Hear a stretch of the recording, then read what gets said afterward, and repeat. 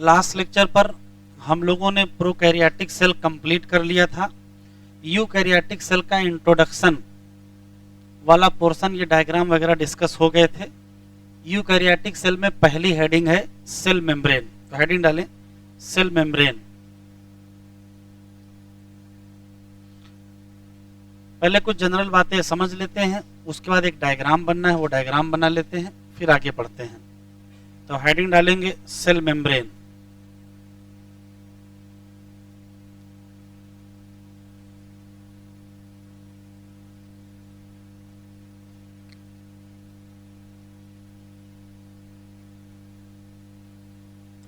चाहे cell membrane कहें,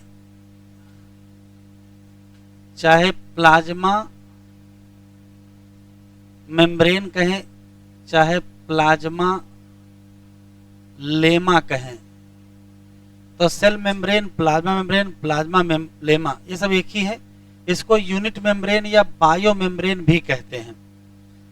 तो दो तीन पहले रटने वाले सवाल हैं।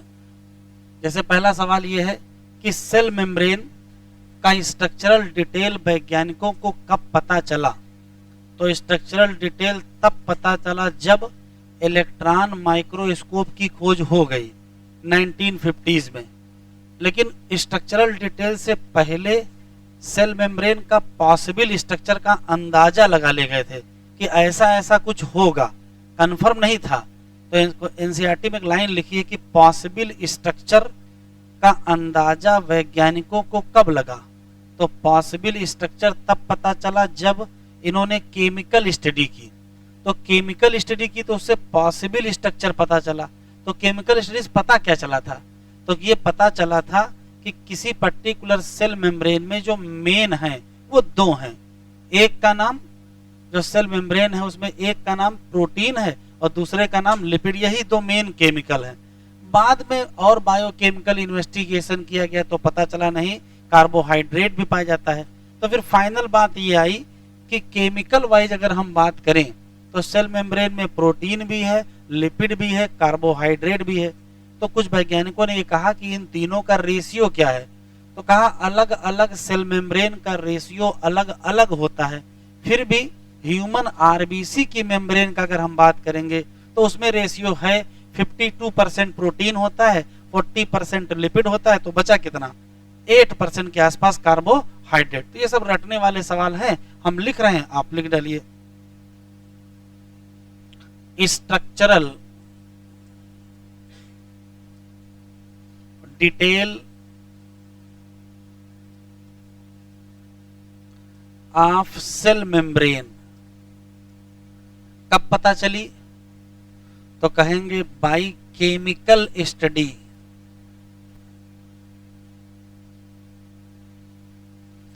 Chemical study of cell membrane. Specially किस सेल की? तो आंसर देंगे ह्यूमन की आरबीसी की। और जब केमिकल स्टडी की गई, ये बेटा पॉसिबल स्ट्रक्चर, सही कर लो इसको, ये पॉसिबल स्ट्रक्चर है।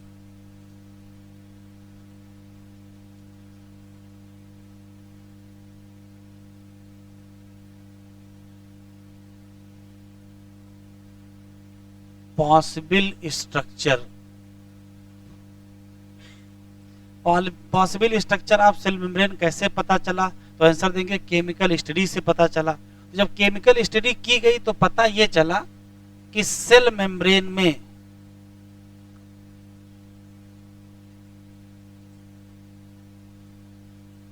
जो मेन कंपोनेंट हैं,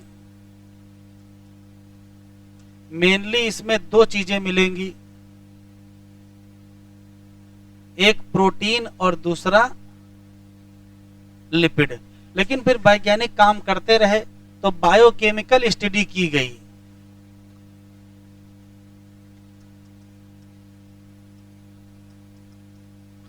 बायोकेमिकल इन्वेस्टिगेशन। तब इससे क्या पता चला? इससे फिर पता चला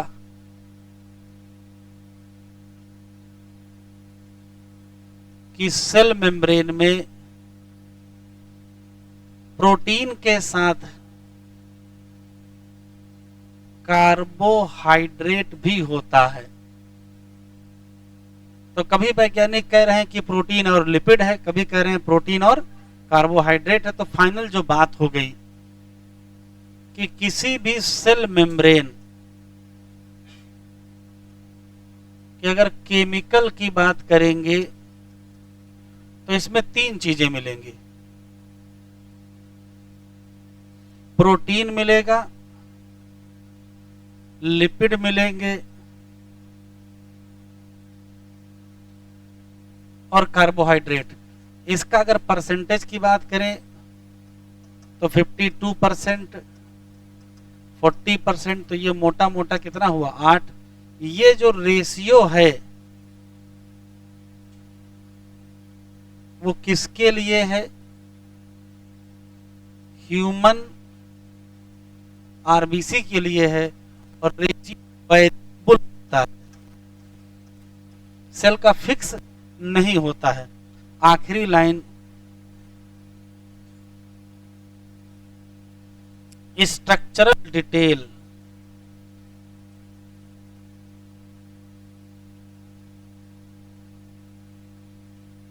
ऑफ सेल मेम्ब्रेन तो कहोगे कब पता चला? After advent of electron microscope. और ये किस दशक में हुआ? 1950s, 1950 के दशक में। तो हमको तीनों चीजें पढ़नी है। हम लोग प्रोटीन के बारे में भी पढ़ेंगे, लिपिड के बारे में भी पढ़ेंगे और कार्बोहाइड्रेट के बारे में भी पढ़ेंगे। तीनों केमिकल के बारे में अलग पढ़ने से पहले एक डायग्राम बना रहे हैं, वो डायग्राम बना लीजिए। उसके बाद 2-3 क्वेश्चन लिपिड के, 2-3 क्वेश्चन प्रोटीन के और 2 ही 3 क्वेश्चन कार्बोहाइड्रेट के।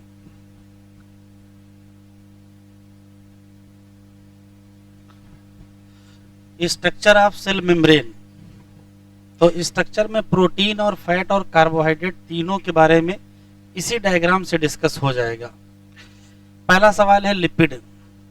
तो लिपिड किसी पर्टिकुलर सेल मेम्ब्रेन में जो लिपिड पाई जाती है वो 2 लेयर के फॉर्म में पाई जाती है, इसी नाते इसको लिपिड बाई लेयर कहते हैं। लेकिन लिपिड के नाम पर कौन सी लिपिड होती है? तो आंसर देंगे 2 लिपिड पाई जाती हैं। एक पाई जाती है फास्फोलिपिड और दूसरी चीज पाई जाती है कोलेस्ट्रॉल। तो अगर लिपिड कंटेंट की बात करें तो फास्फोलिपिड और कोलेस्ट्रॉल होगा।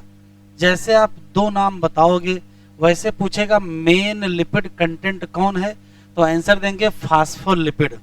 अगर फास्फोलिपिड आंसर में ना मिले तो हम फास्फोग्लिसराइड भी कह सकते हैं। क्या है अभी बताएंगे। अगर ये भी ना मिले तो फास्फोलिपिड के नाम पर लेसिथिन मिल सकता है। तो चाहे फास्फोलिपिड कहो या कौन सी फास्फोलिपिड है तो कहोगे फास्फोग्लिसराइड है या क्या है, आंसर देंगे लेसिथिन है। एक क्वेश्चन। दूसरा, ये कैसे बनता है केमिकल वाइज भी बताएंगे। अब सवाल यह है कि किसी पर्टिकुलर फास्फोलिपिड में होता क्या क्या है। तो 2 चीजें, इसका मैंने सिंपल एक कार्टून स्ट्रक्चर यहाँ बना रखा है। इसमें कुल 2 पार्ट होते हैं, एक होता है हेड और एक होता है टेल। तो जो हेड होता है उसकी खास बात है कि वो पोलर होता है और वो हाइड्रोफिलिक होता है, जबकि जो टेल होता है वो हाइड्रोफोबिक होता है और नॉन पोलर होता है। तो हेड कैसा होता है और टेल कैसा होता है किसी फास्फोलिपिड मॉलिक्यूल में? तो फास्फोलिपिड मॉलिक्यूल का जो हेड है वो पोलर है और हाइड्रोफिलिक। हाइड्रोफिलिक का मतलब ऐसा कोई मॉलिक्यूल जो पानी की तरफ आकर्षित होता हो या पानी पसंद करता हो, और हाइड्रोफोबिक का मतलब जो पानी को एवॉइड करता हो। तो जो टेल होती है वो हाइड्रोफोबिक होती है और क्या होती है, नॉन पोलर होती है। तो सबसे बड़ी समस्या ये खड़ी हो गई कि किसी भी सेल मेम्ब्रेन में लिपिड की लेयर कैसे लगाई जाए। जैसे देखो, जैसे मान लेते हैं कि एक लेयर लगा दी गई। अगर एक लेयर लगाओगे तो जैसे मान लेते हैं ये हेड हेड लगा दिए गए और ये टेल टेल लगा दिए गए। तो किसी पर्टिकुलर सेल के बाहर पाया जाता है एक्स्ट्रा सेलुलर फ्लूइड, उसमें वाटर होता है, तो हेड किसके पास पहुंच जाएगा? वाटर के पास पहुंच जाएगा। लेकिन सेल के अंदर साइटोप्लाज्म भी तो होता है, उसमें भी वाटर होता है, तो टेल भी किसके पास पहुंच जाएगी? वाटर के पास। जबकि टेल की खास बात क्या है? हाइड्रोफोबिक है। तो ऐसे हिसाब से अरेंज करिए कि टेल वाटर के पास ना पहुंचे। तो इसका एक ही तरीका है कि इसकी 2 लेयर लगा दीजिए। अब जब 2 लेयर लगा दोगे तो ये देखो हेड इसका, टेल इधर, ऐसे ऐसे लगा दिया। देखिएगा इस वाले हेड को वाटर साइटोप्लाज्म से मिल गया और इस वाले हेड को वाटर एक्स्ट्रा सेलुलर फ्लूइड से मिल गया। इसका भी टेल बच गया, इसका भी टेल बच गया। तो ये 2 लेयर में क्यों लगाई गई? तो कहोगे ऐसा इस नाते किया गया है कि जो नॉन पोलर टेल है या जो हाइड्रोफोबिक टेल है, जो किसकी बनी है? सैचुरेटेड हाइड्रोकार्बन फैटी एसिड की, उसको बचाना है किससे? एक्वस कंडीशन से, वरना एक ही लेयर न लगाई जाती। तो किसी भी लिपिड, किसी भी मेम्ब्रेन में लिपिड की 2 लेयर लगाई गई, यह है एसर्शन। तो कारण क्या है? तो अगर 2 लेयर ना लगाया जाता तो हेड भी पानी के पास होता, टेल भी पानी के पास है। तो नेचर ने व्यवस्था क्या कर दी है कि 2 लेयर लगा दीजिए, तो हेड बाहर की तरफ हो जाएगा। इसका देखो हेड इधर बाहर की तरफ है, इसका हेड इधर बाहर की तरफ है, और टेल क्या हो गई? अंदर की तरफ। यहाँ देखो ये हेड बाहर की तरफ, ये हेड बाहर की तरफ, और इसका टेल क्या हो गया? अंदर की तरफ। तो ये अंदर की तरफ क्यों लगाया गया? क्योंकि बचाना है किससे? एक्वस कंडीशन में। तो लिपिड में केवल 4 क्वेश्चन है। लिपिड के नाम पर फास्फोलिपिड और लेसिथिन है, मेन फास्फोलिपिड है, या क्या कह सकते हैं फास्फोग्लिसराइड, एक क्वेश्चन। दूसरा क्वेश्चन है कोलेस्ट्रॉल भी मिलेगा। तीसरा सवाल ये है कि ये डबल लेयर होगी। अब डबल लेयर क्यों बनाई गई? तो भी बताया है कि जो सैचुरेटेड हाइड्रोकार्बन की फैटी एसिड चेन है उसको पानी से बचाना है। इतने क्वेश्चन लिपिड में है। अब आ जाते हैं प्रोटीन। अगर हम प्रोटीन को ध्यान से देखें तो देखिए ये एक प्रोटीन है, ये एक प्रोटीन है, हमने 3 प्रोटीन यहाँ बना रखी है। ये वो प्रोटीन है जो सरफेस पर है, ये वो प्रोटीन है जो सरफेस पर है, और ये वो प्रोटीन है जो यहाँ से यहाँ तक धसी हुई है। तो प्रोटीन 2 प्रकार की होती हैं, एक का नाम होता है पेरिफेरल प्रोटीन, एक का नाम होता है इंटीग्रल प्रोटीन। इसी को एक्सट्रिंसिक प्रोटीन और इसी को इंट्रिंसिक प्रोटीन कहते हैं। इसकी खास बात है ये सरफेस पर पाई जाएगी। इसकी खास बात है ये टोटली या पार्सली धसी होगी किसमें? सेल मेम्ब्रेन में। ये सरफेस पर पाई जाएगी, कौन सी? बाहर वाली सरफेस की अंदर वाली सरफेस? तो कहोगे दोनों सरफेस पर, आउटर सरफेस और इनर। तो अगर हमको प्रोटीन निकालना हो तो कौन सी प्रोटीन आसानी से निकल आएगी? पेरिफेरल प्रोटीन आसानी से निकल आएगी। तो एनसीईआरटी में लिखा है इस हिसाब से कि कौन सी प्रोटीन कितने आसानी से निकलेगी। प्रोटीन 2 कैटेगरी की होती है, पेरिफेरल और इंटीग्रल। जो आसानी से निकल आए, जो सरफेस पर हो, उसका नाम पेरिफेरल, और जो आसानी से ना निकले, अंदर धंसी हो, उसका नाम इंटीग्रल। इतने क्वेश्चन। फिर आखिरी आता है कार्बोहाइड्रेट। जो एनसीईआरटी में डायग्राम बना, जरा उसको देखो। अगर हम एनसीईआरटी वाले डायग्राम को देखें, ये डायग्राम बना हुआ है और उसमें ये शुगर है, ये देखो शुगर लिखा है यहाँ। तो ये जो शुगर वाली चेन बनी है ये कहाँ कहाँ है? तो ध्यान से देखें तो ये शुगर किससे जुड़ी हुई है? तो ये शुगर पेरिफेरल प्रोटीन से जुड़ी है। लेकिन ये भी तो शुगर है, ये किससे जुड़ी है? इंटीग्रल प्रोटीन से। और ये भी तो शुगर है, ये किससे जुड़ी है? लिपिड से जुड़ी है। तो शुगर या कार्बोहाइड्रेट किससे जुड़ा है? तो कहोगे प्रोटीन से। कौन सी? पेरिफेरल से भी और इंटीग्रल। देखो इंटीग्रल प्रोटीन से भी तो शुगर जुड़ा हुआ है। तो शुगर किससे अटैच है? तो पेरिफेरल प्रोटीन से अटैच है, इंटीग्रल प्रोटीन से अटैच है और लिपिड से भी अटैच है। एक खास बात, एक ये देखो, अगर ध्यान से देखेंगे तो ये सरफेस बाहर की तरफ, ये सरफेस अंदर की तरफ है। केवल बाहर की तरफ ही शुगर बना है, अंदर की तरफ देखो कहीं नहीं बना है। तो कार्बोहाइड्रेट या शुगर किस सरफेस की तरफ पाया जाएगा? तो कहोगे आउटर सरफेस की तरफ पाया जाएगा, इनर सरफेस की तरफ नहीं पाया जाएगा। एक खास बात, अगर कार्बोहाइड्रेट प्रोटीन से जुड़ जाए तो कार्बोहाइड्रेट को ग्लाइको कहते हैं। इसी नाते कार्बोहाइड्रेट अगर प्रोटीन से जुड़ेगा तो क्या बनेगा? ग्लाइकोप्रोटीन। और अगर लिपिड से जुड़ा तो ग्लाइकोलिपिड होगा। तो फिर देखते हैं हम लोग, अगर ध्यान से देखें तो यहाँ देखिए कार्बोहाइड्रेट किससे जुड़ा है, लिपिड से। यहाँ कार्बोहाइड्रेट किससे जुड़ा है, पेरिफेरल से। यहाँ कार्बोहाइड्रेट किससे जुड़ा है, इंटीग्रल से। तो carbohydrate bounded to the lipid and protein, और किस सरफेस पर है, केवल आउटर सरफेस पर है। अगर ये लिपिड से जुड़ा होगा तो नाम ग्लाइकोलिपिड, और अगर प्रोटीन से जुड़ा होगा तो नाम ग्लाइकोप्रोटीन। तो ओवरव्यू में क्वेश्चन केवल इतने ही हैं। 2 बातें हम प्रोटीन की लिखेंगे, 2 लिपिड की और 2 ही कार्बोहाइड्रेट की। हमारे साथ लिख लीजिए।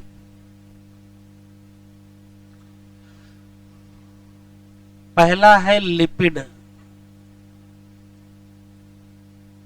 Of cell membrane,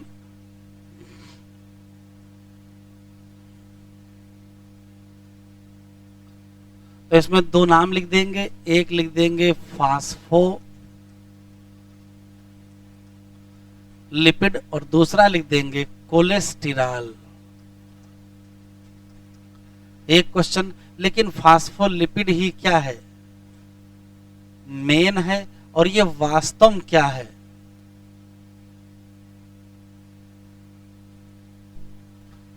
फास्फोग्लिसराइड। अब ये फास्फोग्लिसराइड कैसे बनता है वो जरा देख लीजिए। अभी लिखना बंद की, इधर देखिए। जैसे मान लेते ये ग्लिसरॉल मॉलिक्यूल है, एक कार्बन, दूसरा कार्बन, तीसरा कार्बन, और इसमें वैलेंसी मेंटेन कर लिया, हाइड्रोजन हाइड्रोजन हाइड्रोजन, ये OH लगा है, ये OH लगा है, ये OH और ये H। इसको कहते क्या है, इसको ग्लिसरॉल कहते हैं। अब ध्यान से देखिएगा, ग्लिसरॉल में ये वाला OH हटा दिया जाए, ये OH हटा दिया जाए, ये OH, तीनों OH हटा दिए जाएं, तो जैसे तीनों OH हटाओगे और इसकी जगह फैटी एसिड जोड़ दिया जाए, तो देखो इसकी जगह क्या जोड़ दिया, इसकी जगह जोड़ दिया यहाँ फैटी एसिड, यहाँ फैटी एसिड और यहाँ फैटी एसिड, तो तुरंत ग्लिसरॉल का नाम बदल जाएगा और इसी का नाम ट्राइग्लिसराइड फैट, या इसी को कहेंगे लिपिड। क्या कहेंगे, लिपिड। अब ध्यान से सुनिएगा, एक फैटी एसिड हटा दिया जाए, एक फैटी एसिड हटा दिया जाए तो देखो स्ट्रक्चर कैसे बनेगा।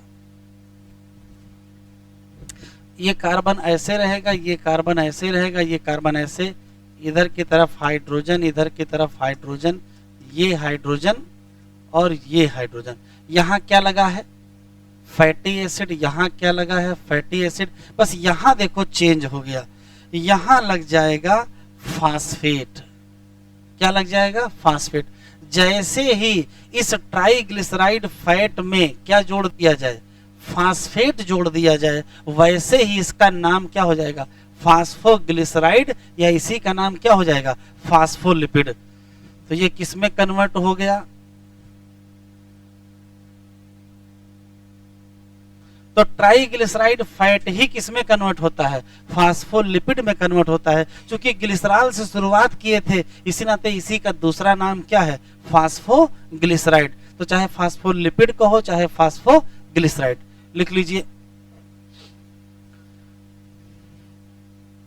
दूसरा है प्रोटीन। प्रोटीन में अभी बताए हैं कि 2 कैटेगरी के प्रोटीन हैं, on basis of ease of extraction. 2 type की प्रोटीन है, एक का नाम पेरिफेरल प्रोटीन, या इसी का दूसरा नाम एक्सट्रिंसिक प्रोटीन, और दूसरे का नाम है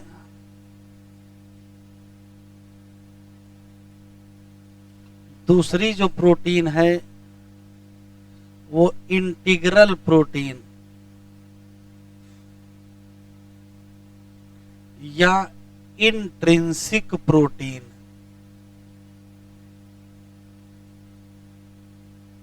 पेरिफेरल प्रोटीन की खास बात है सरफेस पर है एंड आसानी से निकल जाएगी।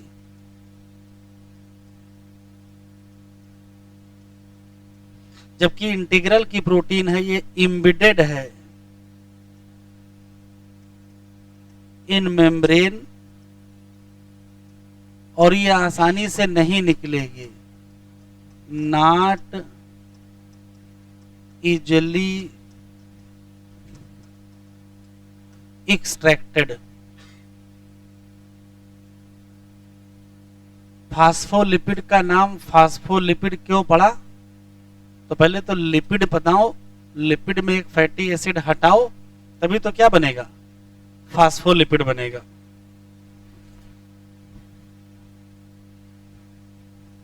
हाइड्रेट की लिख लेते हैं।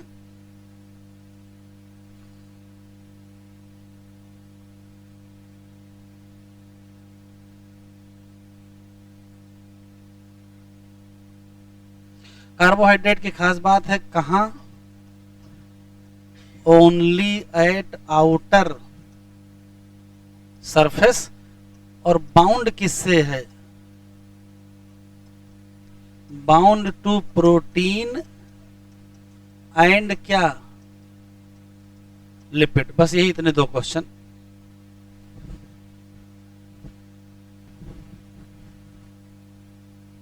साइड हेडिंग डालिए, fluid mosaic model of cell membrane. उससे जुड़े 3 क्वेश्चन हैं।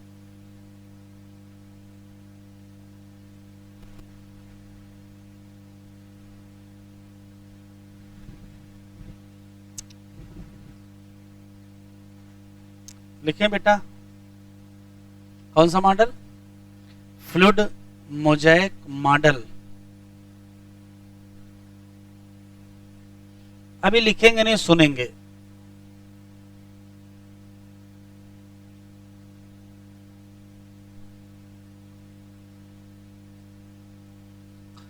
क्वेश्चन पूछेगा fluid mosaic model of cell membrane किसने दिया? तो आंसर देंगे बाई सिंगर एंड निकलसन। और कब दिया?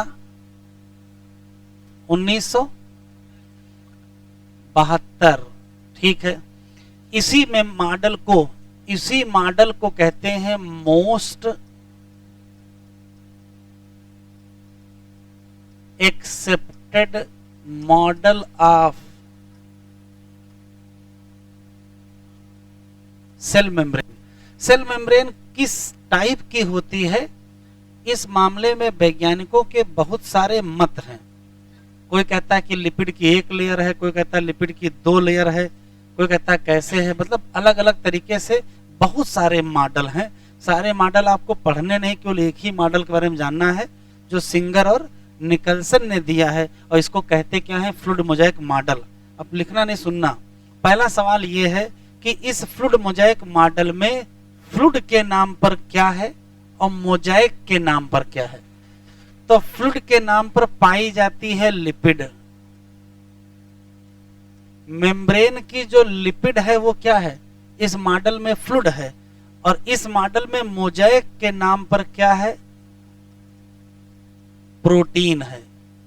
तो 2 क्वेश्चन तो यही हो गए कि fluid mosaic model of cell membrane में कौन फ्लूइड है, कौन मोज़ेक है। तो फ्लूइड कौन है? लिपिड फ्लूइड का काम करती है और मोज़ेक प्रोटीन का काम करते हैं। क्वेश्चन कौन सी फ्लूइड है? तो एनसीईआरटी में जो लिखा है वही याद रखेंगे। Quasi fluid. अगर कोई चीज फ्लूइड होती है, इधर देखो, जैसे मान लेते हैं कि ये लिपिड है। अगर लिपिड फ्लूइड नेचर की है तो लिपिड के मॉलिक्यूल में फिर मूवमेंट जरूर होगा। अगर कोई चीज फ्लूइड होगी तो क्या करेगी? फ्लो करेगी। तो ये क्वासी फ्लूइड नेचर की होती है और इसमें मूवमेंट होता है। अभी लिखिएगा नहीं, सुन लीजिए।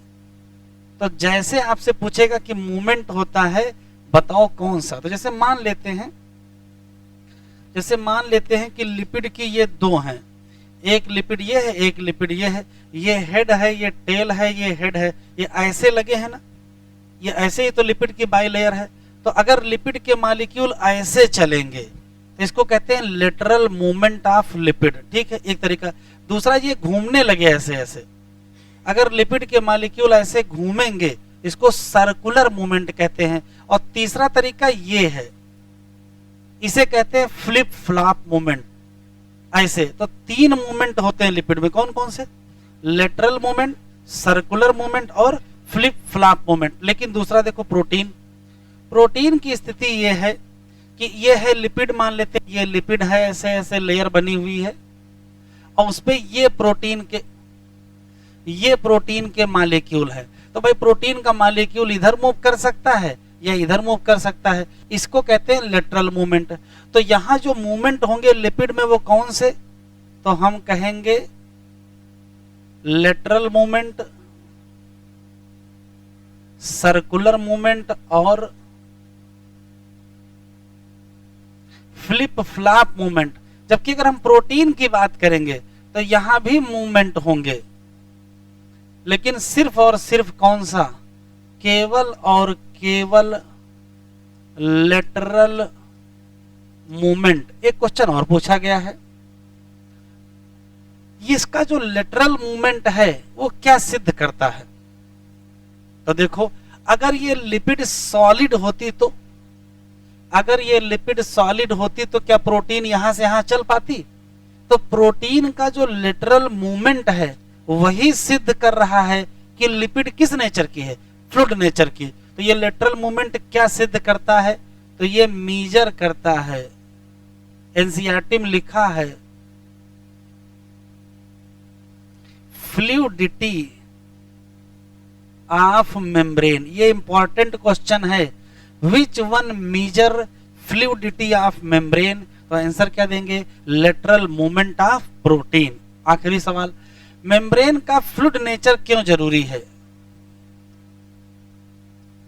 ना होती तो?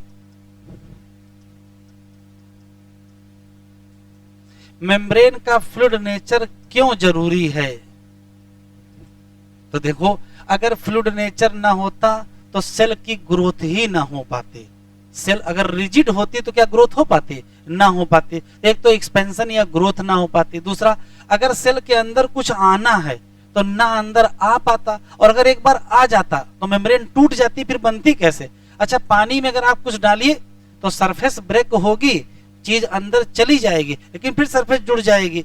तो फ्लूइड नेचर का ये फायदा है कि कुछ भी बाहर निकल जाएगा, कुछ भी अंदर आ जाएगा, सेल टू सेल जंक्शन बना पाएंगे। तो कई पर्पज हैं, काहे के लिए? तो ये ग्रोथ के लिए जरूरी है। इसके अलावा सिक्रीशन के जरूरी है। इंडोसाइटोसिस, ये क्या होता है? ऐसी कोई भी प्रोसेस जिसमें सेल के अंदर चीजें आए, इसको एंडोसाइटोसिस कहते हैं। सेल डिवीजन और इंटरसेलुलर जंक्शन, ये सब बन पाए क्योंकि कैसी नेचर है? तो आंसर क्या देंगे? फ्लूइड। यहां से क्वेश्चन है, मेम्ब्रेन का मॉडल कौन सा है? Fluid Mosaic model. इसमें फ्लूइड कौन है और मोजाइक कौन है? तो फ्लूइड कौन है? तो फ्लूइड के नाम पर लिपिड है, मोजाइक के नाम पर क्या है? प्रोटीन। दोनों में मूवमेंट होता है।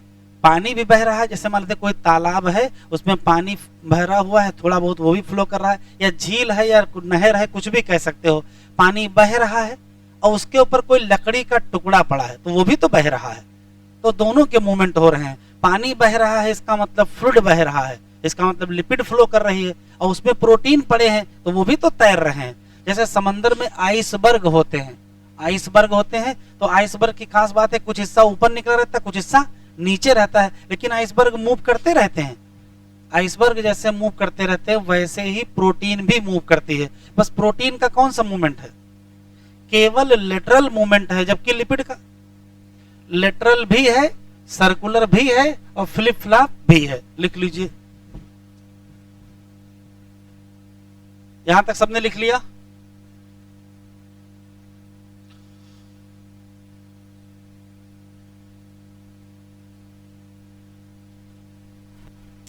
हेडिंग डालें, function of cell membrane.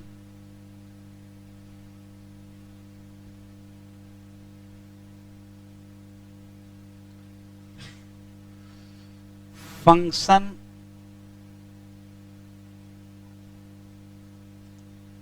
Of cell membrane. देख लीजिए जरा, जैसे मान लेते हैं कि ये पर्टिकुलर कोई सेल है और ये उसकी सेल मेम्ब्रेन है, इसका काम बता दीजिए बस। तो देखो इसके दो काम हैं। कोई भी मॉलिक्यूल जो सेल के अंदर है उसको निकल के बाहर जाना है, या कोई भी मॉलिक्यूल जो सेल के बाहर है उसको अंदर जाना है। कहने का मतलब है कि मॉलिक्यूल का ट्रांसपोर्ट होना है अक्रॉस द सेल मेम्ब्रेन। लेकिन ऐसे ही कोई मॉलिक्यूल ना बाहर चलाएगा और ना ऐसे ही कोई मॉलिक्यूल अंदर चला जाएगा। सेल मेम्ब्रेन की खास बात यह है कि ये होती है लिविंग मेम्ब्रेन। लिविंग मतलब जीवित होती है, तो जब जीवित होगी तो फिर रेस्पॉन्स देगी क्या? ऐसे ही कोई मॉलिक्यूल ना अंदर आएगा और ना बाहर जाएगा। ये चुन चुन के मॉलिक्यूल अंदर आने देगी और चुन चुन के जाने देगी। चुनने को कहते हैं सेलेक्टिव नेचर। तो सेल मेम्ब्रेन का नेचर सेलेक्टिव होता है, परमिएबल मतलब ऐसा भी नहीं कि किसी को ना अंदर आने देंगे और ना किसी को जाने देंगे, ऐसा नहीं है। कुछ अंदर आएंगे भी और कुछ बाहर जाएंगे ही। तो इसका नेचर कैसा होता है? सेलेक्टिव परमिएबल होती है। और ये काहे के लिए है? तो कहोगे ट्रांसपोर्ट ऑफ मॉलिक्यूल इनटू या आउटसाइड सेल। अब सवाल है ट्रांसपोर्ट देंगे कैसे? तो दो ही ऑप्शन है, या तो भाई एनर्जी खर्चा करके करो ट्रांसपोर्ट, तो क्या कहोगे? एक्टिव। और बिना एनर्जी खर्चा करें तो पैसिव। तो इसके दो तरीके हैं, या तो क्या होगा एक्टिव ट्रांसपोर्ट और या तो क्या होगा पैसिव ट्रांसपोर्ट। इतना लिखो।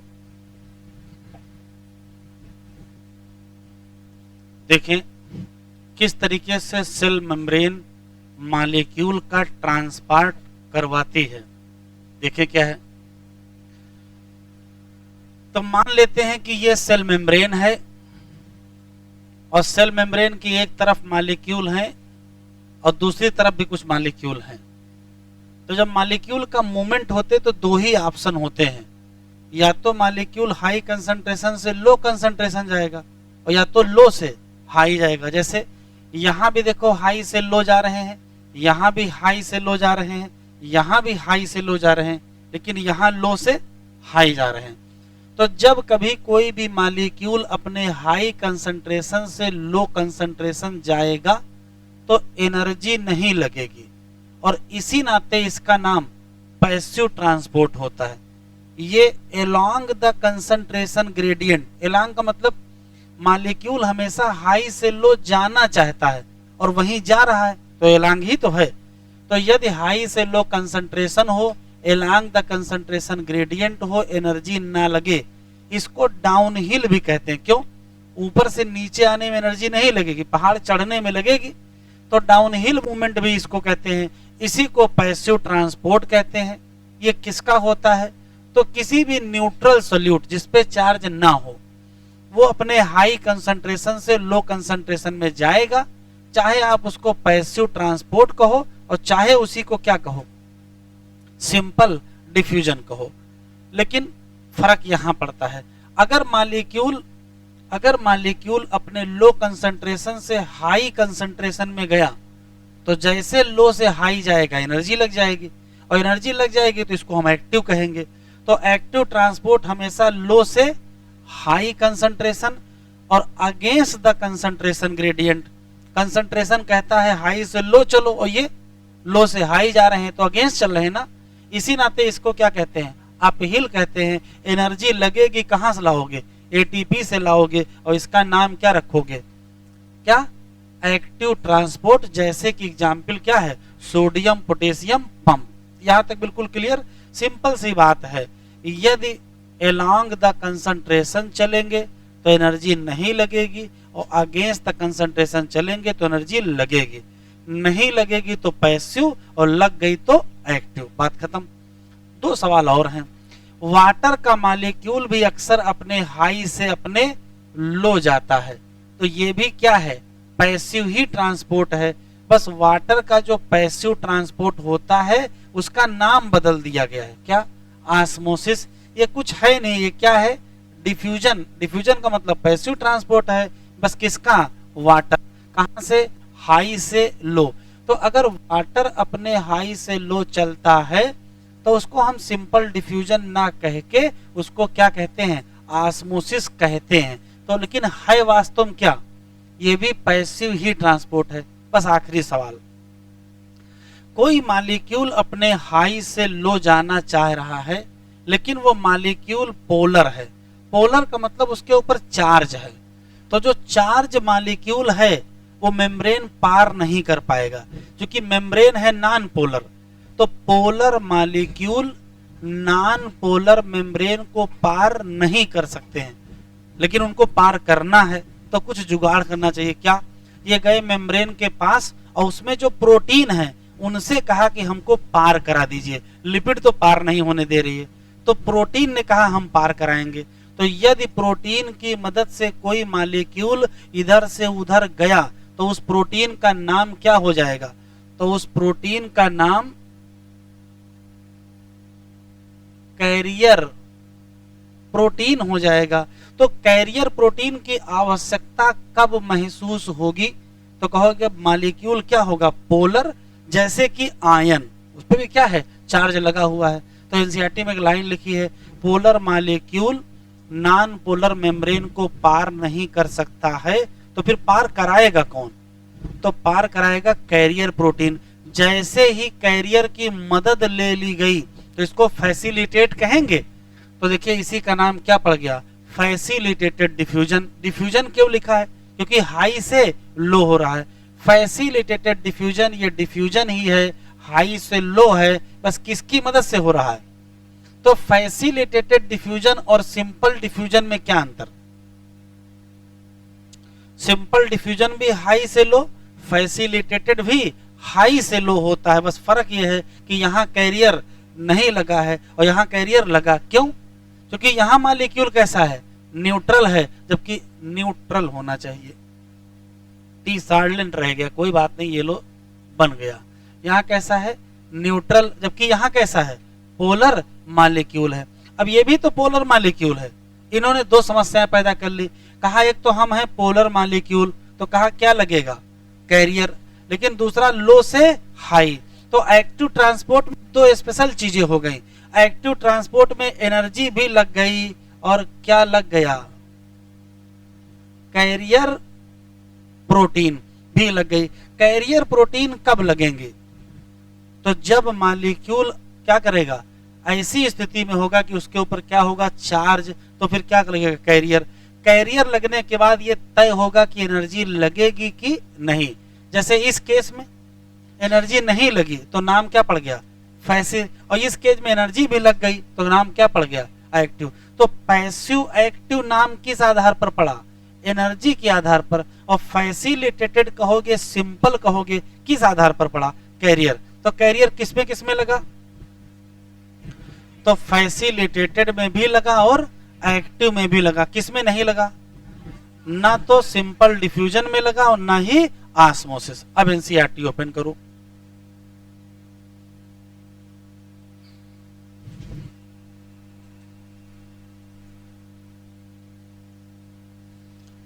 एनसीईआरटी में लिखा है, डिटेल स्ट्रक्चर ऑफ मेम्ब्रेन कब पता चला, तो कहोगे एडवेंट ऑफ इलेक्ट्रॉन माइक्रोस्कोप कब। लेकिन जो possible structure of cell membrane है उसका अंदाजा कब हुआ, तो आंसर दोगे केमिकल स्टडी। और वो भी किसकी केमिकल स्टडी किया था, ह्यूमन आरबीसी। और इसी केमिकल स्टडी से क्या पता चला कि सेल मेम्ब्रेन में मेन कंपोनेंट क्या है, तो मेन कंपोनेंट दो हैं। कौन से, लिपिड और प्रोटीन। फिर यहां देखो लिखा, बीच का छोड़ देते चार लाइनें, यहां लिखा है बाद के बायोकेमिकल इन्वेस्टिगेशन से पता चला कि सेल मेम्ब्रेन में प्रोटीन के साथ क्या है, कार्बोहाइड्रेट, तो सब मिला दिया जाए। लेकिन रेशियो ऑफ प्रोटीन और लिपिड क्या कर रहा है, तो कहोगे वेरी कर रहा है। ह्यूमन में अगर हम आरबीसी मतलब एरिथ्रोसाइट की बात करें तो 52% प्रोटीन और 40% लिपिड, तो 8% क्या बचा, कार्बोहाइड्रेट। ये यहां से यहां तक लिपिड के बारे में लिखा है। देखो मेजर लिपिड कौन सी है, फास्फोलिपिड। अरेंज कैसे है, bilayer. Lipid arrange with in the membrane, किस प्रकार से कि पोलर हेड किधर है, बाहर की तरफ, और हाइड्रोफोबिक टेल किधर है, तो अंदर की तरफ। ये क्यों किया गया है, तो लिखा है ये सुनिश्चित करना है कि जो नॉन पोलर टेल है किसका, सेचुरेटेड हाइड्रोकार्बन का, उसको बचा लेना है कहां से, एक्वस एनवायरनमेंट। लिपिड में मेन तो फास्फोलिपिड है, लेकिन उसके साथ क्या मिल गया, कोलेस्टेरॉल। इस आधार पर कि कितना आसानी से प्रोटीन निकलेगी, मेम्ब्रेन के प्रोटीन को दो भागों में बांट दिया गया, या दो टाइप, एक इंटीग्रल और एक पेरिफेरल। पेरिफेरल प्रोटीन कहाँ है, सरफेस पर है, जबकि इंटीग्रल कहाँ है, पार्शियली या टोटली धसी हुई है, किसमें, मेम्ब्रेन। कार्बोहाइड्रेट के बारे में एक लाइन या एक शब्द नहीं लिखा है कि बाहर है कि अंदर। तो हमने आपको दो बातें बताई हैं, बाहर है कि अंदर। बाहर और किससे अटैच है, प्रोटीन से भी और लिपिड। और कौन सी प्रोटीन से, पेरिफेरल की इंटीग्रल, दोनों से। देखो कह रहा है improve model of structure of cell membrane को किसने दिया, तो सिंगर एंड निकलसन ने दिया। कब दिया, 1972।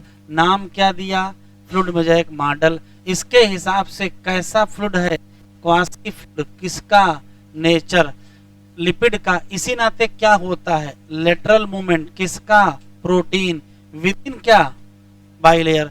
दिस एबिलिटी, ये क्या है, ये दिस एबिलिटी किसके बारे में है, तो ये लेटरल मूवमेंट ऑफ प्रोटीन है। प्रोटीन का जो लेटरल मूवमेंट की योग्यता है उसी को कहते हैं विद इन द मेम्ब्रेन। इसको माना जाता है कि ये क्या सिद्ध करती है, तो ये अच्छा सवाल है। कौन फ्लूइडिटी सिद्ध करेगा, lateral movement of protein. Fluid nature का क्या करोगे, तो बहुत सारे काम, जैसे सेल की ग्रोथ कराओगे, सेलुलर जंक्शन बनवाओगे, सिक्रीशन, एंडोसाइटोसिस, डिवीजन, दुनिया भर का काम।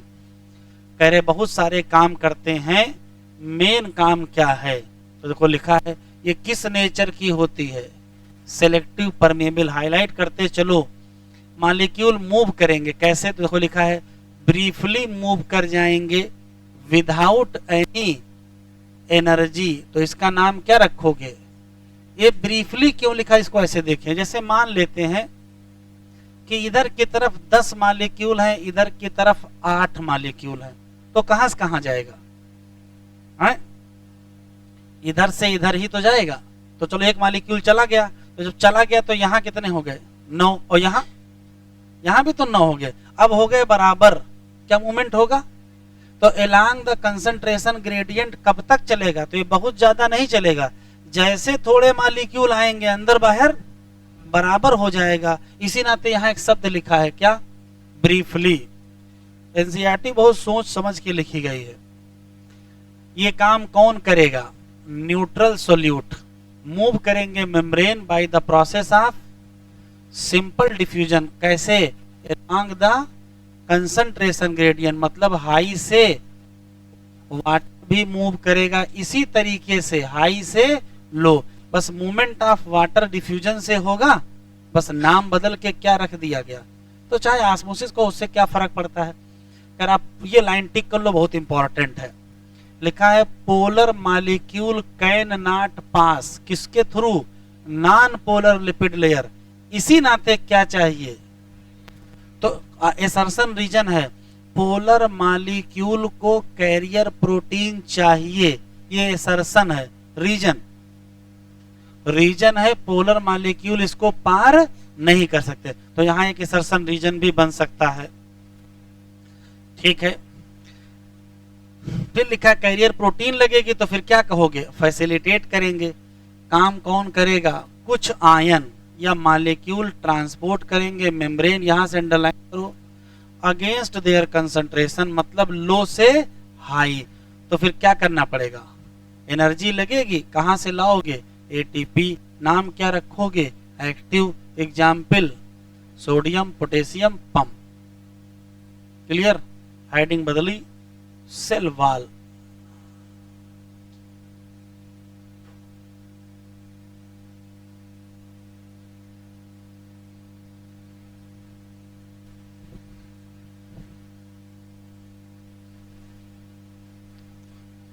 हेडिंग डालें सेल वाल।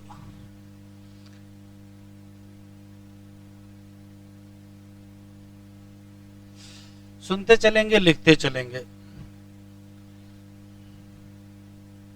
सोते नहीं चलेंगे। कुछ लोग सो रहे हैं, तो सुनते चलेंगे और सोते चलेंगे, लिखते चलेंगे।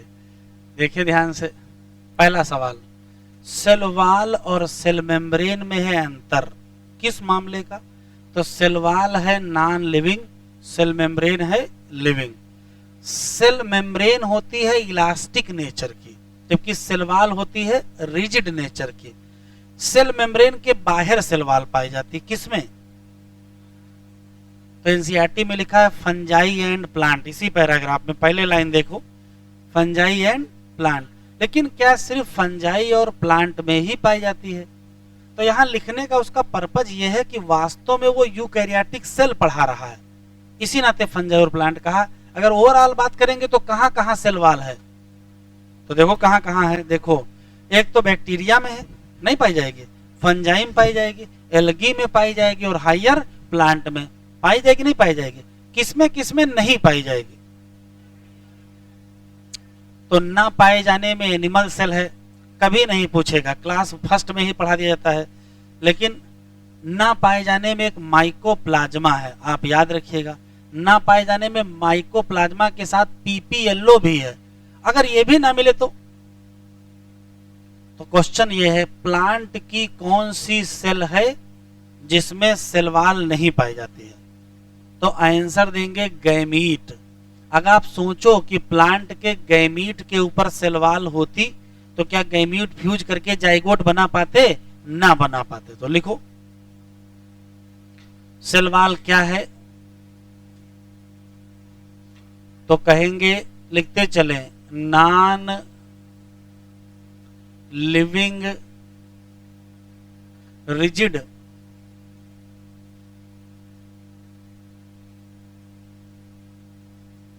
लेयर सराउंड करेगी किसको, सेल मेम्ब्रेन। दूसरा सवाल, सेल वाल प्रेजेंट, तो प्रेजेंट में लिखो भैया, बैक्टीरिया में मिलेगी, फंजाई में मिलेगी, एल्गी और हायर प्लांट। फिर पलट गया, सेल वाल एब्सेंट,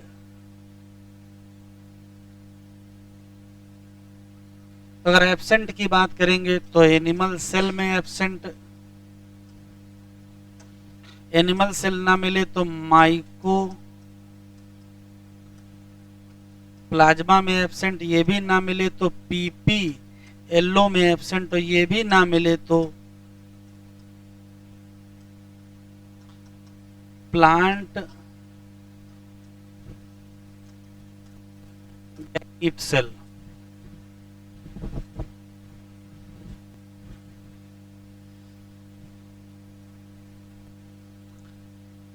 सवाल है कि cell wall made up of किसकी बनी होती है, तो कहा कि किसकी सेल वाल पूछ रहे हो, सबकी अलग अलग बनी होती है। जैसे अगर सेल वाल बैक्टीरिया की है, तो कल ही पढ़ाए थे क्या, पेप्टाइडो लिखते चलो। और अगर सेल वॉल फंजाई की है तो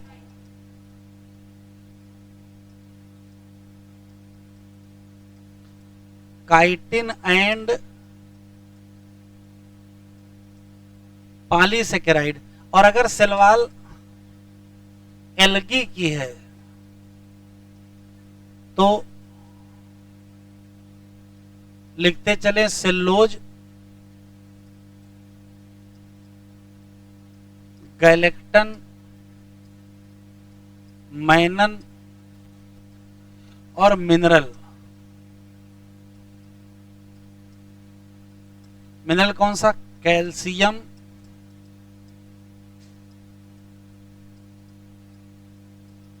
कार्बोनेट। और अगर ये हाइयर प्लांट की है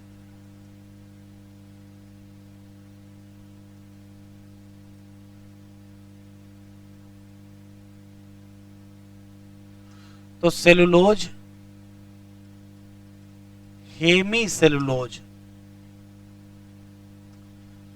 पेक्टिन एंड प्रोटीन। तो यहां से सवाल मिलता है कि किस किस में सेलुलोज है और किस किस में सेलुलोज नहीं है। तो एल्गी और हाइयर प्लांट में सेलुलोज है और बैक्टीरिया और फंजाई में नहीं है। इसका मतलब बैक्टीरिया और फंजाई की हो गई नॉन सेलुलोजिक, जबकि इन लोगों की क्या हो गई? सेलुलोजिक। तो ये इंपॉर्टेंट है। तो सेल वॉल दो प्रकार की होती है। एक होती है नॉन सेलुलोजिक और दूसरी कौन सी? सेलुलोजिक। नॉन सेलुलोजिक में कौन और सेलुलोजिक में कौन? तो नॉन सेलुलोजिक में बैक्टीरिया और फंजाई, जबकि सेलुलोजिक में एल्गी और कौन सा? Higher plant.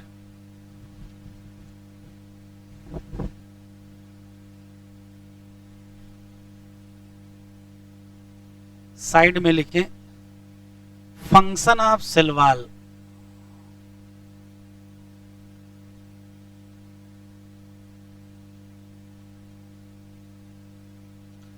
तो सेल वॉल के कई फंक्शन हैं।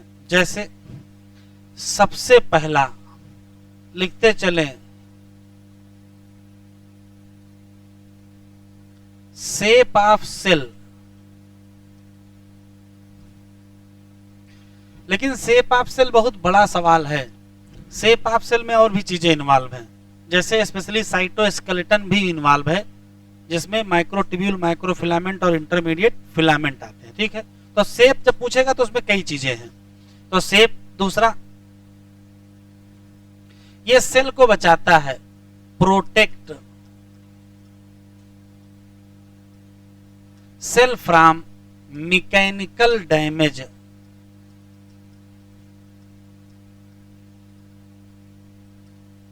And infection. ये इंपॉर्टेंट है, एग्जामिनर से भी इतना पूछ लेगा कौन सी लेयर है जो सेल को इन्फेक्शन से बचाएगी। तो आंसर क्या देंगे? Cell wall. Cell to cell interaction में भी या इंटरसेलुलर जंक्शन बनवाने में इन्वॉल्व है। ठीक है, और सबसे इंपॉर्टेंट, अगर कोई बहुत बड़ा मॉलिक्यूल सेल के अंदर आना चाहता है तो उसके रास्ते में बाधा बन के खड़े हो जाना, तो क्या कहोगे? बैरियर। तो तीसरा,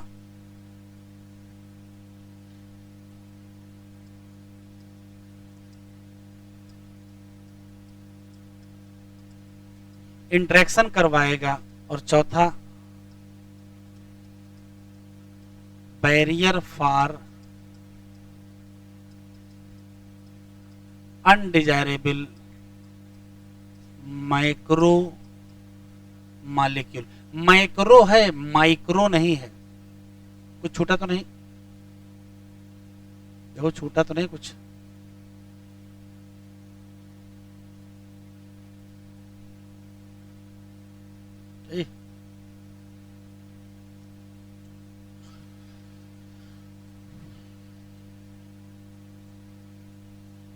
हेडिंग डालें।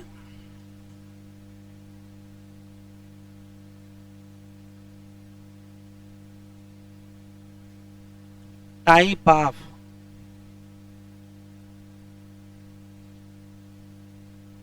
Cell wall.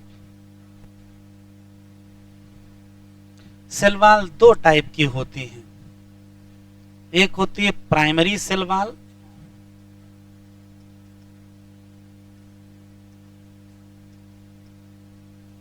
और एक होती है सेकेंडरी सेल वॉल।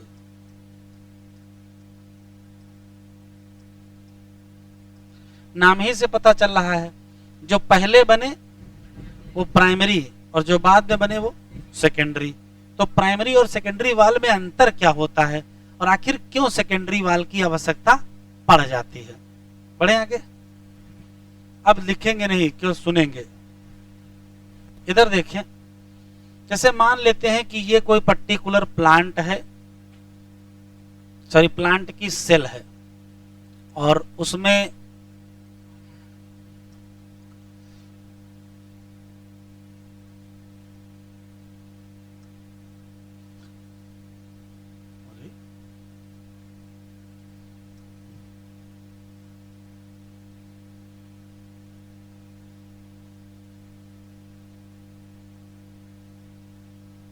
ये मान लेते हैं कि कोई प्लांट सेल है और इसको हम लोग यंग प्लांट सेल कहते हैं। अभी लिखिएगा नहीं, सुन लीजिए जरा।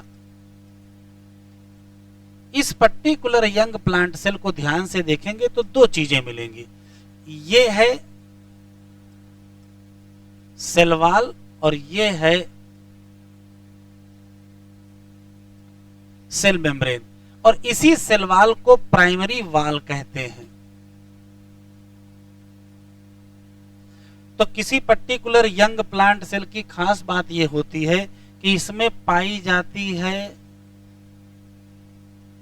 प्राइमरी सेल वॉल, और इस प्राइमरी सेल वॉल की खास बात है कि ये इलास्टिक होती है, उतनी रिजिड नहीं होती है। उसका बेनिफिट ये मिलता है कि सेल अगर ग्रो करे तो ग्रो कर सकती है। तो यंग प्लांट सेल की वॉल में ये कैपेबिलिटी है कि वो ग्रो कर सकती है, इसी नाते यंग प्लांट सेल ग्रो करेगी। तो यहां एबिलिटी टू ग्रो है।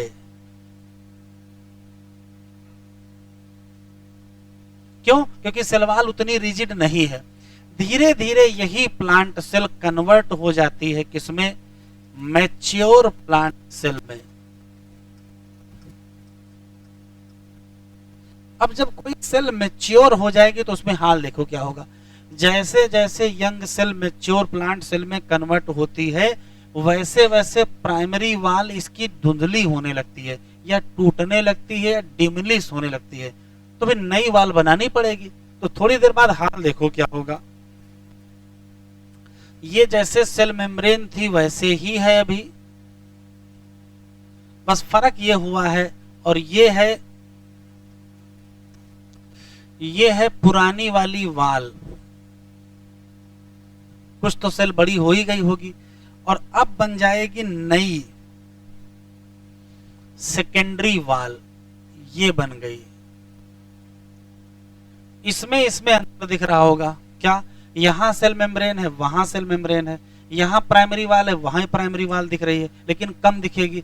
सेकेंडरी वॉल नई बनी है तो स्थिति बदल गई है। क्या हुआ है? तो हो ये गया है कि ये क्या है?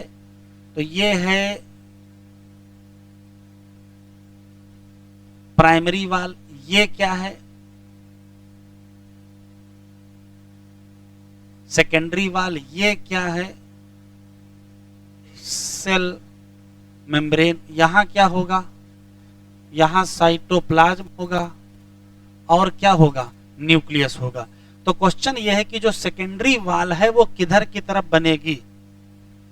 तो कहोगे अंदर की तरफ बनेगी। अंदर का मतलब कहोगे सेल मेम्ब्रेन की तरफ बनेगी। तो अगर क्रम अंदर से बाहर पूछे तो पहले सेल मेम्ब्रेन होगा, फिर सेकेंडरी होगा, फिर प्राइमरी, और बाहर से अंदर पूछे तो प्राइमरी होगा, सेकेंडरी होगा और फिर सेल मेम्ब्रेन होगा। तो किसी मैच्योर प्लांट सेल की खास बात क्या है? तो कहोगे पहली चीज तो ये होगा, प्राइमरी वॉल ग्रेजुअली क्या करेगी? डिमिनिस्ड हो जाएगा, धीरे धीरे खत्म हो जाएगी। दूसरा new,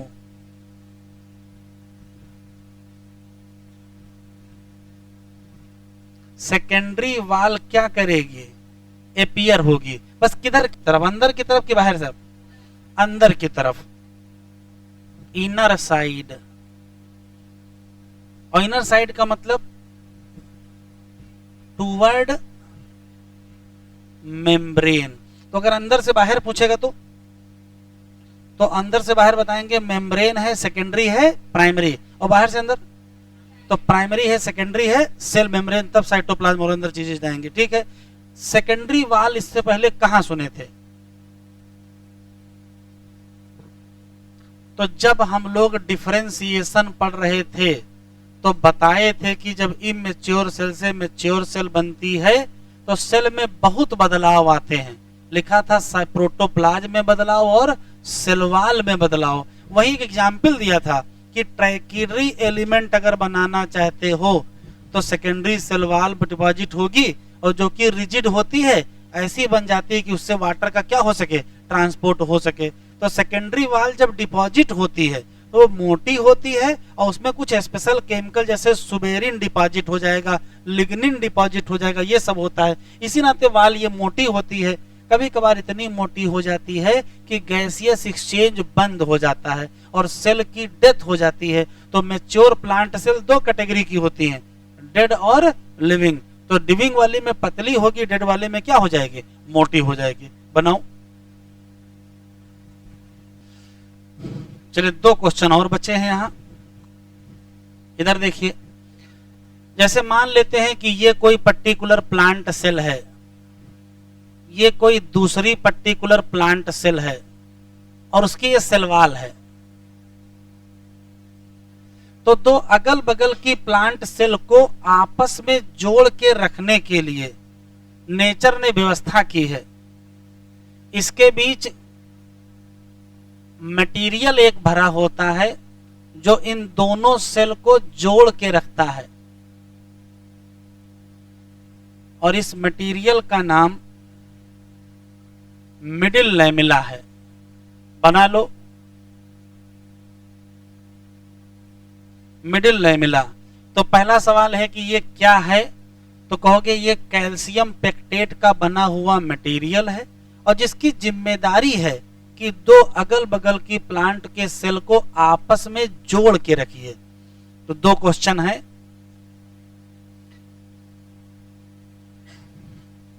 made up of calcium pectate, एक क्वेश्चन। और दूसरा काम क्या है, होल्ड करेगा या ग्लू करेगा क्या?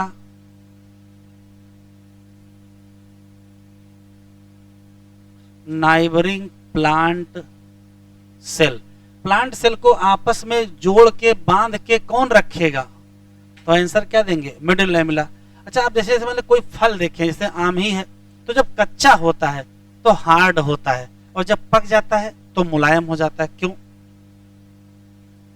तो जब फल पकता है तो मिडिल लैमिला डिजॉल्व हो जाता है।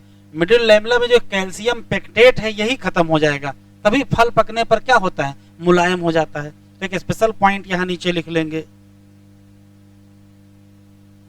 कि जब फ्रूट राइपनिंग होती है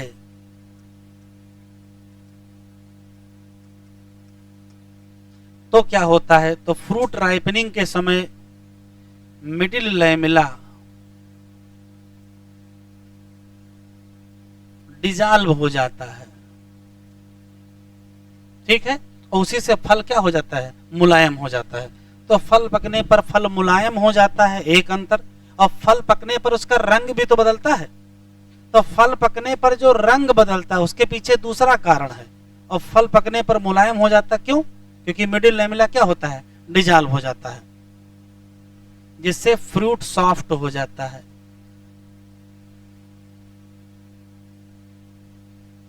एक चीज और देख ले, जैसे मान लेते हैं कि ये किसी पर्टिकुलर सेल की सेल मेम्ब्रेन है और बगल में दूसरी पर्टिकुलर प्लांट है, ये उसकी सेल मेम्ब्रेन है। तो दो प्लांट सेल की सेल मेम्ब्रेन अगर आपस में जुड़ गई, इसका मतलब जानते क्यों? इसका मतलब है दोनों प्लांट सेल का साइटोप्लाज्म भी तो आपस में जुड़ गया। तो क्वेश्चन पूछता है दो प्लांट सेल का साइटोप्लाज्म आपस में कौन जोड़ देता है? तो दो प्लांट सेल का साइटोप्लाज्म आपस में कौन जोड़ता है? तो आंसर क्या देंगे? प्लाज्मोडेस्माटा।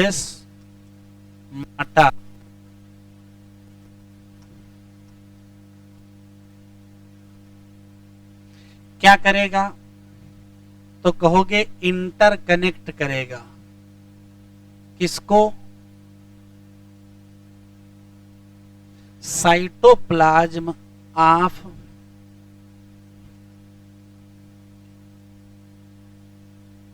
Neighbouring plant cell. एक क्वेश्चन। दूसरा, ये बताओ इसमें मिडिल लैमेला कहां होगा, प्राइमरी वाल कहां होगी, सेकेंडरी वाल कहां होगी? तो अगर हम बनाएंगे, इसके जस्ट बाहर हमको कौन सी लेयर बनानी पड़ेगी? इसके जस्ट बाहर हमको सेकेंडरी वाल बनानी पड़ेगी। और अगर बनाएंगे तो इसके जस्ट बाहर हमको प्राइमरी वाल बनानी पड़ेगी। और अगर बनाएंगे तो इसके जस्ट बाहर हमको मिडिल लैमेला भी तो बनाना पड़ेगा।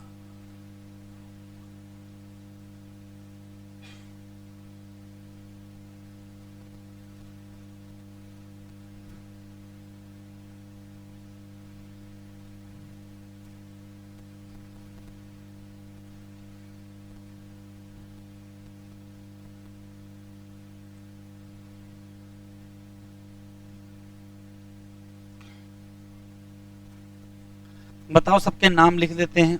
ये बेटा क्या है? ये है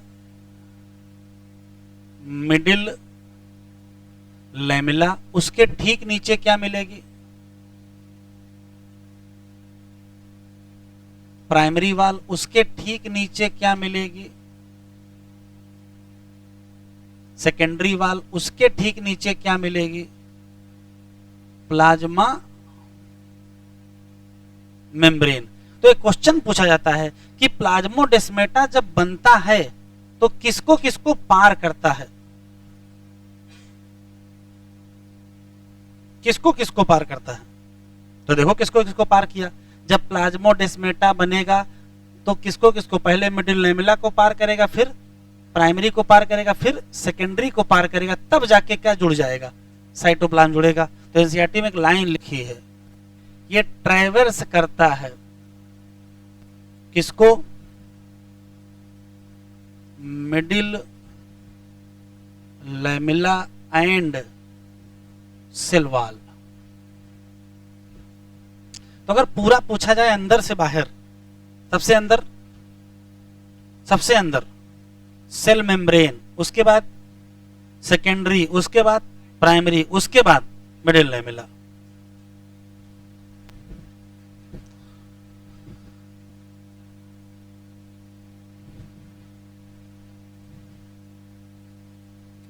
देखिए लिखा है यू मे रिकॉल, अंडरलाइन करो, नॉन लिविंग रिजिड स्ट्रक्चर। क्या कहते हैं? Cell wall. क्या बनाया? तो ये आउटर कवरिंग बनाती है किसकी? Plasma membrane. बस यहां दो ही नाम लिखे, क्या? फंजाई और प्लांट। लेकिन इसका ये मतलब ना निकालिए केवल फंजाई और प्लांट में ही पाई जाती है। सेल वॉल कह रहा केवल not only shape to cell, ये सिर्फ शेप ही नहीं देता है, क्या बनाता है? प्रोटेक्ट करता है सेल को। कहां से? तो मैकेनिकल डैमेज से भी और इन्फेक्शन। ये मदद करता है सेल टू सेल इंटरेक्शन या इंटरसेलुलर जंक्शन बनवाने में। और ये बैरियर का भी काम करता है। किसके लिए? माइक्रो का कि माइक्रो? माइक्रो। एल्गी में पाई जाती है सेल वॉल, बनी होती है सेलुलोज, गैलेक्टन, मैनन, मिनरल। कौन सा? जबकि हायर प्लांट में सेलुलोज, हेमीसेलुलोज, पेक्टिन और प्रोटीन। किसी सेल वॉल की अगर हम बात करें, खासकर किसकी, यंग प्लांट सेल, तो नाम क्या रखोगे, प्राइमरी। क्या खास बात है, कैपेबल ऑफ ग्रोथ। लेकिन जैसे जैसे ये सेल मैच्योर करेगी, धीरे धीरे क्या होगा, डिमिनिश होगी। जब सेल मैच्योर होगी तो क्या बनेगी, सेकेंडरी वॉल। और बनेगी किधर, अंदर की तरफ। अंदर मतलब मेम्ब्रेन। मिडिल लैमेला क्या है, एक लेयर है, किसका बना है, कैल्शियम पेक्टेट। काम लिखा है होल्ड करना या ग्लू करना, क्या, neighbouring cell together. Cell wall और मिडिल लैमेला दोनों के आर पार कौन निकल गया, तो प्लाज्मोडेस्माटा क्या हुआ, कनेक्ट किया, क्या, साइटोप्लाज्म। तो प्लांट सेल को आपस में कौन जोड़ता है, आंसर देंगे प्लाज्मोडेस्माटा। हेडिंग डालें endo membrane system.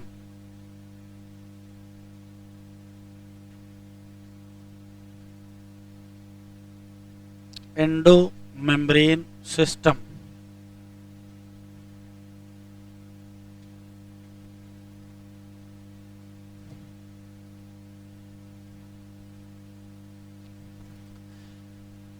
Indo membrane system. जरा इधर देख लीजिए, जैसे मान लेते हैं कि ये सेल है, सेल के अंदर ये न्यूक्लियस है, न्यूक्लियस में दो मेम्ब्रेन होती है, तो इसकी मेम्ब्रेन से निकलता है एंडोप्लाज्मिक रेटिकुलम। मान लेते हैं ये एंडोप्लाज्मिक रेटिकुलम है। एंडोप्लाज्मिक रेटिकुलम से ही एक स्ट्रक्चर बनता है जिसका नाम गाल्जी कॉम्प्लेक्स या गोल्जी बॉडी है। यहां से भी स्ट्रक्चर बनते हैं, इसका नाम लाइसोसोम या बड़े स्ट्रक्चर का नाम वैक्यूल। ध्यान से सुनिएगा, ये है एंडोप्लाज्मिक रेटिकुलम, ये है गाल्जी कॉम्प्लेक्स, ये है लाइसोसोम और ये है वैक्यूल। ये क्या है, एंडोप्लाज्मिक रेटिकुलम, ये क्या है, गाल्जी कॉम्प्लेक्स, ये है लाइसोसोम और ये है वैक्यूल। ये सब लोग मिलजुल के काम करते हैं। क्यों मिलजुल के काम करते हैं, सब एक ही खानदान के लोग हैं। कैसे, बाहर न्यूक्लियर मेम्ब्रेन से पहले क्या बनेगा, एंडोप्लाज्मिक रेटिकुलम बनेगा, उसी से क्या बनेगा, गाल्जी कॉम्प्लेक्स बनेगा, उसी से क्या बनेगा, लाइसोसोम, या उसी से क्या बनेगा, वैक्यूल। तो सब एक ही घर के तो लोग हैं। अब जब एक घर के लोग हैं तो मिलजुल के काम करेंगे ही। तो सेल के अंदर जितने मेम्ब्रेनस ऑर्गेनेल हैं, स्पेशली जो सिंगल मेम्ब्रेन वाले हैं, वो सब मिलजुल के काम करते हैं। और जब मिलजुल के काम करेंगे तो उसी का नाम एंडो मेम्ब्रेन सिस्टम। क्या हुआ, ये फंक्शनल कोऑर्डिनेशन है, तालमेल से काम करेंगे कि तुम कुछ कर लो, कुछ हम कर लेंगे। तो एंडो मेम्ब्रेन सिस्टम क्या है, तो कहोगे जो मेम्ब्रेनस ऑर्गेनेल हैं उनका फंक्शनल कोऑर्डिनेशन हुआ है, तभी क्या बना, एंडो मेम्ब्रेन सिस्टम। कौन कौन लोग हैं इसमें, तो कहोगे चार लोग हैं। कौन कौन, एक का नाम एंडोप्लाज्मिक रेटिकुलम, एक का नाम गाल्जी कॉम्प्लेक्स, एक का नाम लाइसोसोम और एक का नाम वैक्यूल। लेकिन ऐसा होता है कि इस मोहल्ले में आप रहते हो, 4-5 लोगों में बनती है, 4-3 लोगों से नहीं बनती है। तो जिनसे नहीं बनेगी वो आपसे तालमेल नहीं रखेंगे। तो यहाँ सेल के अंदर देखो 2-3 लोग हैं जो इनसे नाराज हैं। कौन कौन लोग, माइटोकॉन्ड्रिया। क्यों नाराज हैं, कहा हम तुम्हारे ग्रुप में शामिल ही नहीं लोगे। क्यों, तुम सब लोग सिंगल मेम्ब्रेन वाले, हम डबल मेम्ब्रेन वाले, हमारा तुम्हारा कोई ट्यूनिंग बन ही नहीं सकती। तो माइटोकॉन्ड्रिया ने कहा हम नहीं रहेंगे। बगल में क्लोरोप्लास्ट बोला हम भी शामिल नहीं होंगे, हमारे पास भी क्या है, डबल मेम्ब्रेन स्ट्रक्चर है। एक और है जो शामिल नहीं हुआ, उसका नाम पैराक्सीसोम। सिंगल है कि डबल है, पैराक्सीसोम में सिंगल होती है। तो आराम से बताएं, जितने एंडो मेम्ब्रेन में है वो सिंगल वाले कि डबल वाले, और जितने नहीं है उसमें डबल वाले भी हैं और सिंगल वाले। लिखो, ये बनाना नहीं है। ये क्या है, तो कहोगे फंक्शनल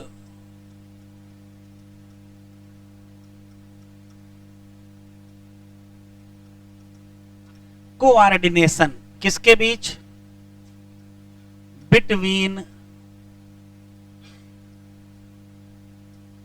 मेम्ब्रेनस क्या,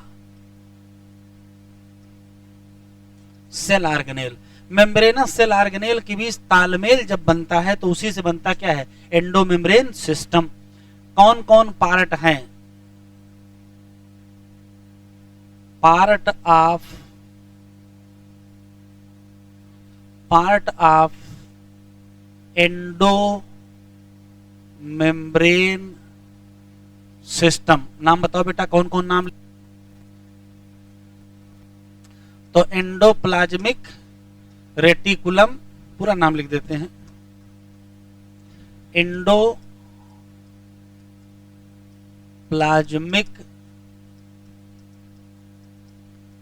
रेटिकुलम। दूसरा कौन सा है? Golgi complex. तीसरा लाइसोसोम। और चौथा वैक्यूल। कौन पार्ट नहीं है?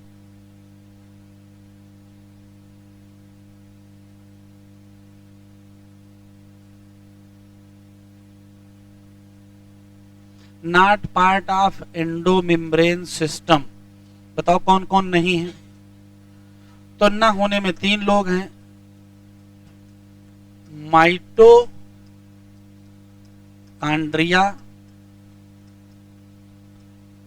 क्लोरोप्लास्ट, पैराक्सिसोम।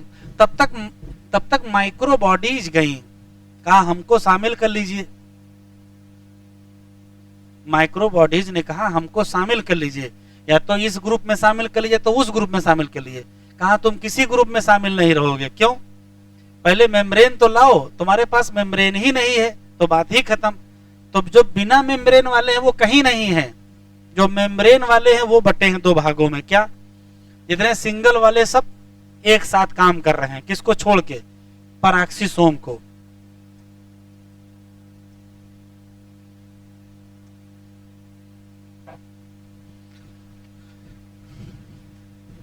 एक एक करके पढ़ना है।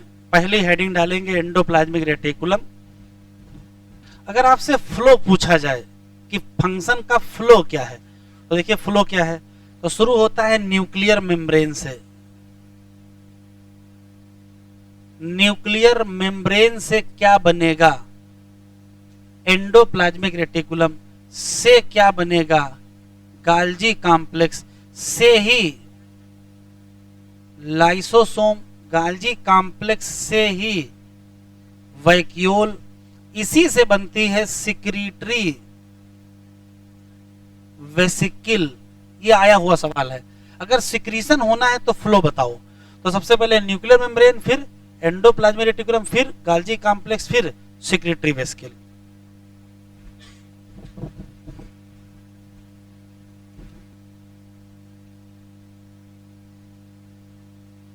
शुरू करें।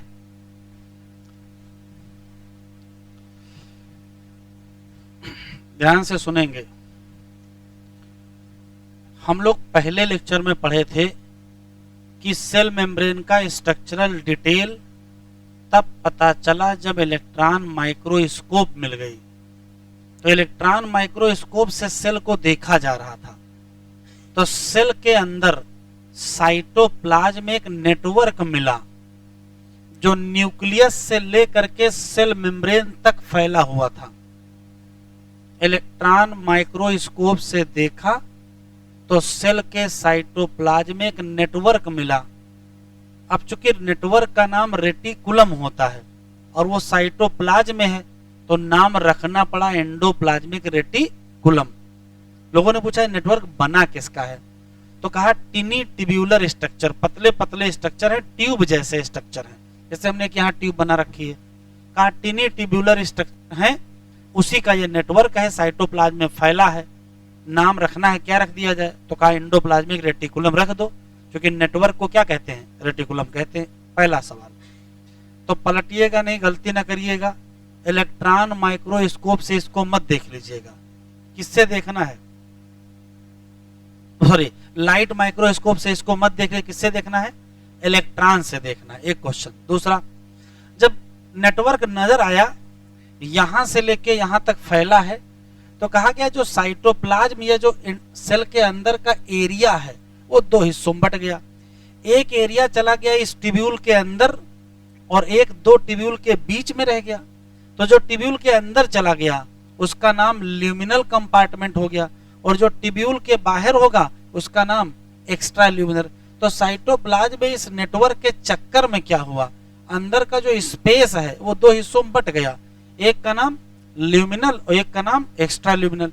ल्यूमिनल वो होगा जो ईआर के अंदर होगा और एक्स्ट्रा ल्यूमिनल वो होगा जो ईआर के बाहर। तो होगा कहाँ, साइटोप्लाज्म होगा। दूसरा सवाल, चूंकि इलेक्ट्रॉन से तो देख ही रहे हैं तो कहा और ध्यान से देखते हैं। जब ध्यान से देखा तो दिखाई पड़ा कि कुछ एंडोप्लाज्मिक रेटिकुलम के सरफेस पर, कुछ एंडोप्लाज्मिक रेटिकुलम के सरफेस पर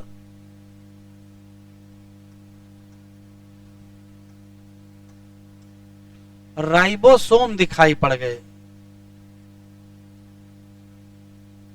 और कुछ एंडोप्लाज्मिक रेटिकुलम के सरफेस पर राइबोसोम नहीं दिखाई पड़े। तो भाई जिस पे राइबोसोम दिखाई पड़ेंगे उसका अपीयरेंस रफ हो जाएगा और जिस पे नहीं दिखाई पड़ेंगे उसका अपीयरेंस स्मूथ हो जाएगा। तो कहा एंडोप्लाज्मिक रेटिकुलम भी दो प्रकार की हो गई, जिस पे राइबोसोम है और जिस पे राइबोसोम नहीं है तो अपीयरेंस रफ है और नहीं है तो अपीयरेंस स्मूथ है। तो नाम क्या रख दिया जाए, तो भाई जिसका अपीयरेंस रफ है उसका नाम रफ एंडोप्लाज्मिक रेटिकुलम और जिसका अपीयरेंस स्मूथ है उसका नाम स्मूथ एंडोप्लाज्मिक रेटिकुलम। तो ये वाली हो गई रफ एंडोप्लाज्मिक, ये वाली हो गई स्मूथ। अंतर देखो ध्यान से, तो इनका नेचर है एक्सटेंसिव, ये फैलती ज्यादा है, ये उतनी ज्यादा नहीं फैलती तो नॉन एक्सटेंसिव। इनकी खास बात है ये किससे अटैच है, तो कहोगे आउटर न्यूक्लियर मेम्ब्रेन, जबकि इनकी खास बात है ये किससे अटैच होंगी, सेल मेम्ब्रेन। मतलब अंदर की तरफ ये होंगी, बाहर की तरफ ये पाई जाएंगी। इनका अपीयरेंस रफ होगा, इनका अपीयरेंस स्मूथ होगा, क्योंकि यहाँ क्या है, राइबोसोम है और यहाँ क्या नहीं है, राइबोसोम नहीं है। ठीक है, ये यहाँ के स्पेशल डायग्राम बनाया। ये मान लेते कोई एक आर का टिब्यूल है, उसके ऊपर ये राइबोसोम है। तो क्वेश्चन पूछेगा राइबोसोम पाया कैसे जाएगा, तो कहोगे राइबोसोम की छोटी यूनिट, राइबोसोम की बड़ी यूनिट। बड़ी वाली यूनिट ही किससे अटैच होगी, आर से। बस किसकी मदद से, राइबोफोरिन प्रोटीन। यहां लिखा है कौन सी यूनिट जोड़ोगे, larger unit of ribosome attach to ER with help of क्या, राइबोफोरिन प्रोटीन। इतने ही क्वेश्चन, केवल दो सवाल और हैं। एक सवाल ये है कि रफ एंडोप्लाज्मिक रेटिकुलम किस सेल में मिलेगी, तो भैया रफ एंडोप्लाज्मिक रेटिकुलम उस सेल में मिलेगी जिसको प्रोटीन बनाना होगा, क्योंकि राइबोसोम का काम क्या है, प्रोटीन बनाना। तो अगर कोई सेल प्रोटीन बनाने में ज्यादा इन्वॉल्व होगी उसमें आर ज्यादा मिलेगा। और प्रोटीन बना करेगा क्या, तो प्रोटीन बना करके उससे एंजाइम बनाओ, हार्मोन बनाओ, सिक्रीशन करो। इसका मतलब यदि कोई सेल सिक्रीशन में इन्वॉल्व होगी तो उसमें भी क्या ज्यादा मिलेगा, आर ज्यादा मिलेगा। अब एस के पास जाओ, भागने लगे बर्तन, जैसे 1:30 बजता है भागने लगते हैं। ध्यान से सुने, एस ने कहा हमारे पास तो राइबोसोम है नहीं, तो कहा तुम बेकार हो, किसी काम के नहीं हो। ऐसा नहीं है, कुछ ना कुछ तो काम होगा ही। क्या होगा, तो प्रोटीन नहीं बनाना है ना बनाओ, कुछ तो बनाओ। क्या बनाएंगे, लिपिड बनाएंगे। तो लिपिड की सिंथेसिस कहाँ होगी, अच्छा लिपिड से क्या बनाओगे, तो लिपिड से तो सेल मेम्ब्रेन बनाना है। तो सेल मेम्ब्रेन ने वापस भेज दिया, कहा जाओ फास्फोलिपिड बना के आओ। तो अभी जल्दी एक सवाल आया है, फास्फोलिपिड कहाँ बनता है, तो भैया जहां लिपिड बनेगा वहीं तो बनेगा। लिपिड कहाँ बनता है, एसईआर। तो फास्फोलिपिड कहाँ बनाओगे, अगर थोड़ा बहुत याद हो तो हार्मोन 3 प्रकार के होते हैं, प्रोटीन हार्मोन, स्टेरॉयड हार्मोन और कैटाकोलामाइन। तो जो स्टेरॉयड हार्मोन किसके बने होते हैं, स्टेरॉयड हार्मोन बने होते हैं कोलेस्टेरॉल के या लिपिड के। तो क्वेश्चन पूछा गया है एनिमल में स्टेरॉयड हार्मोन कौन बनाएगा, तो आंसर क्या देंगे, एसईआर। 3 क्वेश्चन लिख रहा हूं, लिख लीजिए।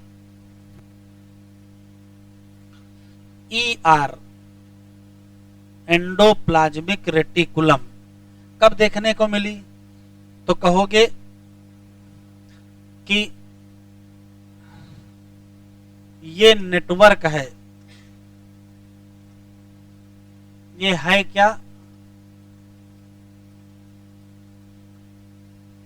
नेटवर्क ऑफ, लिखते चले, टिनी tubular structure network of टिनी tubular structure कहां फैला है?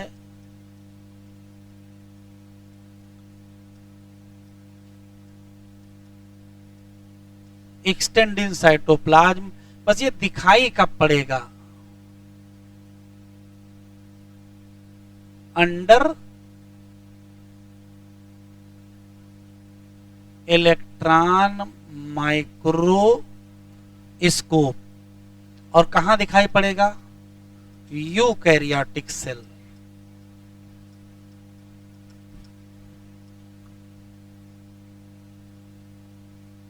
दूसरा, ईआर पर अक्सर क्या देखने को मिलते हैं?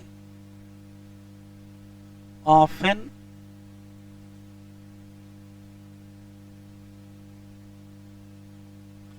क्या रखते हैं बेटा? राइबोसोम। एक होता है कौन सा? Rough endoplasmic reticulum.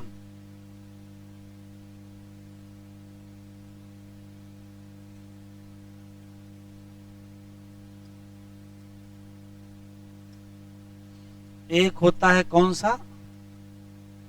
Rough endoplasmic reticulum. किसके लिए होता है? तो सारी कहानी पीछे लिखी है। तो किस सेल में मिलेगी? तो ऐसी सेल जो एक्टिव पार्टिसिपेट किसमें? प्रोटीन सिंथेसिस और किसमें? सिक्रीशन। क्योंकि आरईआर का असली काम क्या बनाना है? प्रोटीन की सिंथेसिस ही तो करना है। अब आएगा SER। फुल फॉर्म लिखने की जरूरत तो नहीं है। काहे के लिए है? For lipid synthesis. तो लिपिड अगर ना मिले तो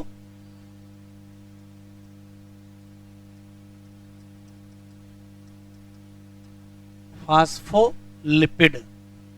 आखिरी line,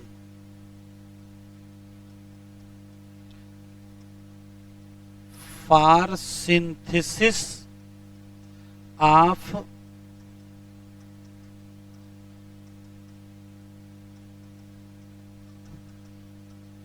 lipid like steroidal hormone. किसमें?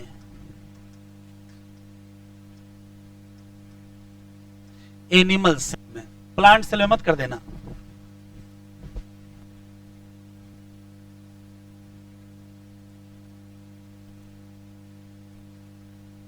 खोले एनसीईआरटी।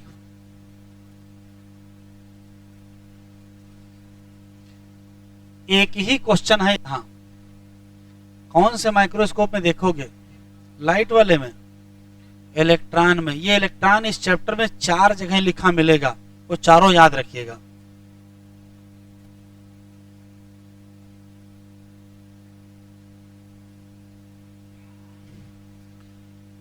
जितने मेम्ब्रेनस ऑर्गेनेल हैं अब अपना अपना मनमर्जी काम करते हैं, लेकिन क्योंकि सबके स्ट्रक्चर अलग है, सबके फंक्शन क्या हैं?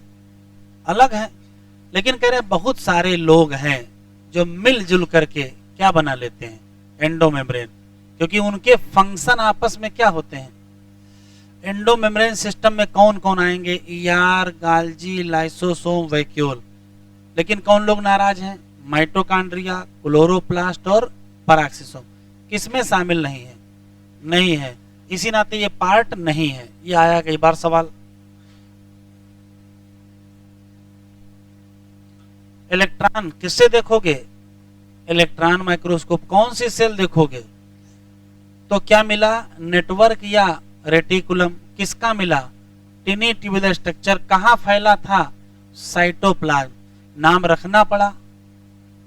इसके चक्कर में जो अंदर का एरिया है, इंट्रासेलुलर स्पेस, कितने कंपार्टमेंट? 2। एक का नाम ल्यूमिनल और एक का नाम एक्स्ट्रा ल्यूमिनल। ER पर अक्सर क्या मिलता है, राइबोसोम। और इसी के चक्कर में ऐसे ER जिस पर राइबोसोम होगा उनका नाम क्या रखना पड़ा, और अगर नहीं होगा तो एपीआर कैसे होंगे, तो नाम क्या रखोगे, SER रखोगे। RER कहाँ मिलेंगे, उस सेल में जिसका रोजमर्रा का काम क्या होगा, प्रोटीन या क्या। ये किस नेचर की हैं, एक्सटेंसिव, और किससे जुड़ी हैं, आउटर मेम्ब्रेन ऑफ न्यूक्लियस। और SER ये वही जगह है जहां क्या बनेगी, लिपिड। हाँ, अगर एनिमल है तो क्या बनाना है, लिपिड लाइक स्टीरॉयडल हार्मोन इन SER। बस आज इतना ही।